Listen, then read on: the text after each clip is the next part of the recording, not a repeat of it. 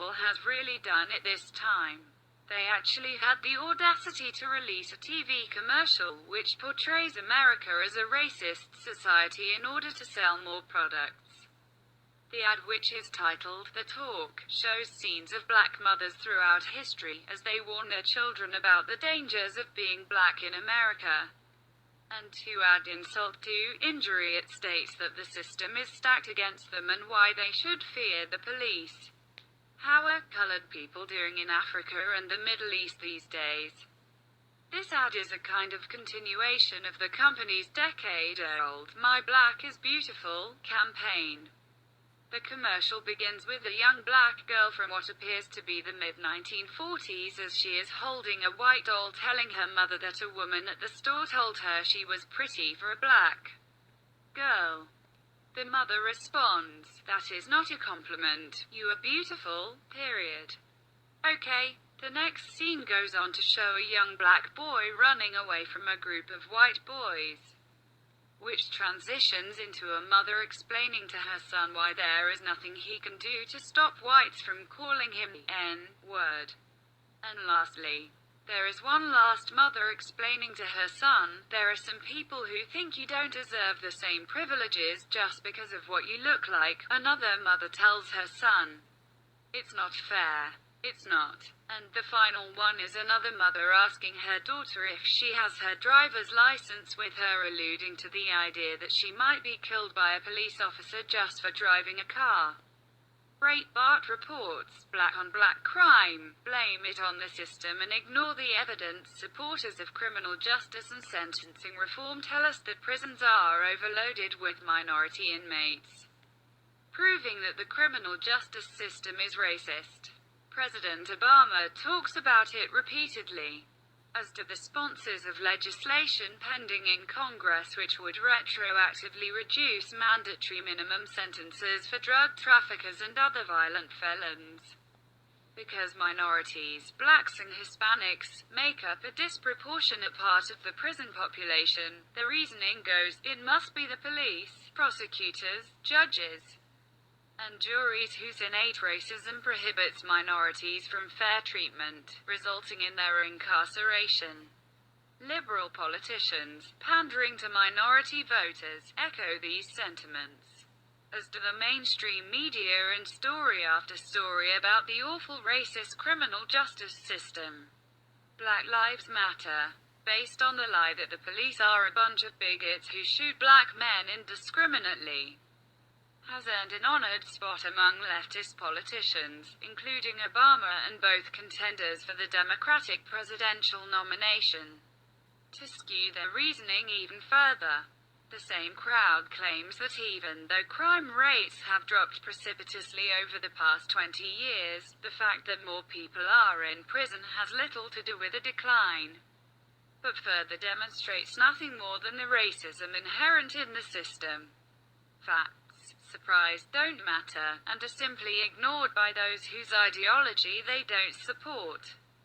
In his book The Rise and Fall of Violent Crime in America, Barry Latzer, Emeritus Professor of Criminal Justice at the eminent John Jay College at the City University of New York, concludes that high black incarceration rates are best explained not by race bias, but by exceptionally high African American crime commission rates and the imposition of prison sentences for conduct previously punished by jail or probation. The book is meticulously researched and accessibly written by an author with the highest credentials and credibility, and is one of a few, if not the only book to synthesize questions of criminology with social history. You would think that such a study would be warmly welcomed, written about and reviewed widely. But you would be wrong. Professor Latzer's book has all but been ignored. I spoke with Professor Latzer at length last week, who told me that many people simply do not want to deal with black crime. Such answers as there are simply defy the liberal worldview. And critics find it easier to blame the problem on racism and bigotry on the part of criminal justice officials than on the perpetrators. Trying to ignore the problem is not a new phenomenon. In his book, Concerning the Growth of Violent Crime in the 1960s, Latzer writes, SOME elites, public figures, experts and academics. Even the news media were reluctant to discuss the racial dimension of the crime problem. To acknowledge the high rate of black crime, they thought, would give aid and comfort to bigotry. Some of the analysts were scared of being branded racists.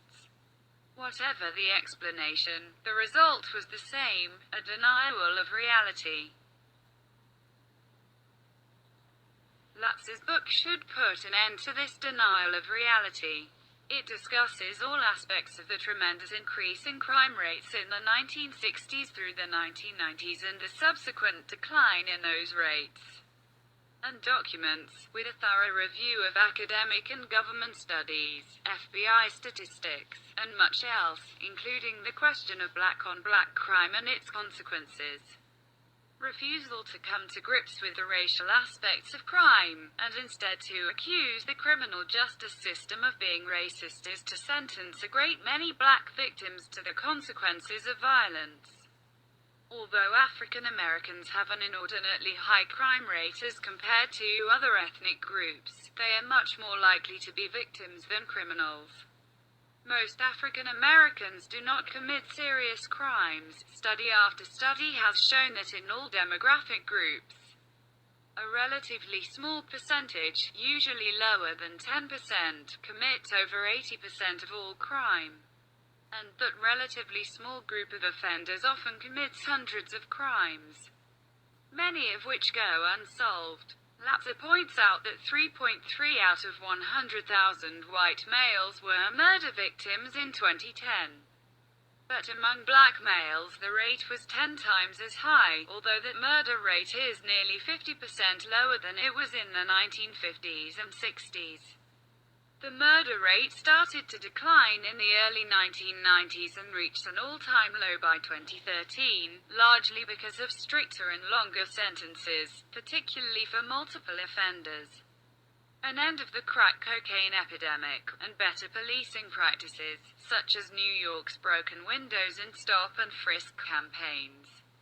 In the last 2 years, however, the crime rate has started to increase, particularly for murder. In the 56 largest American cities, the murder rate was up 17% from 2014 through 2015, and up another 9% so far in 2016.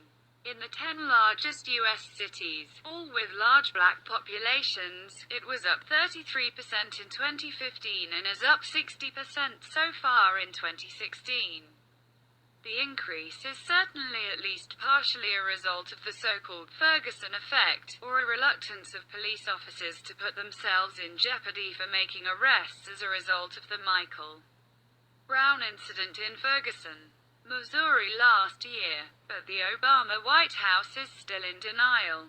In response to a recent news conference where FBI Director James Comey commented on the increase, attributing it to the Ferguson effect, White House press spokesman Josh Earnest accused Comey of being irresponsible and counterproductive, saying he was drawing conclusions based on anecdotal evidence. Much of the increase in the murder rate, Latzer told me, is attributable to black gang members killing each other.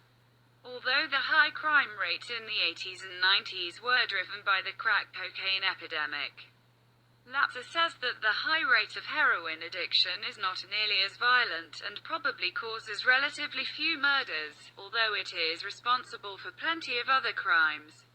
As for the solution, Latzer believes there is no silver bullet, and whatever the solution may be is a very long-term proposition. In the meantime, he believes the only remedy is to lock up the perpetrators for as long as we can. Any downside to the prisoners' freedoms will be far offset by the benefits to the potential victims. This is one of the most racist and anti-black commercials I have ever seen, and it fully explains why there are issues in the black community. In each scene we see a black mother accusing white America of atrocities against black people. In no scene do we ever see a father present. 78% of African American children don't have a father at home, and that isn't a fake narrative like this commercial is, it's a fact. A fact that Procter & Gamble illustrated finely in this ad.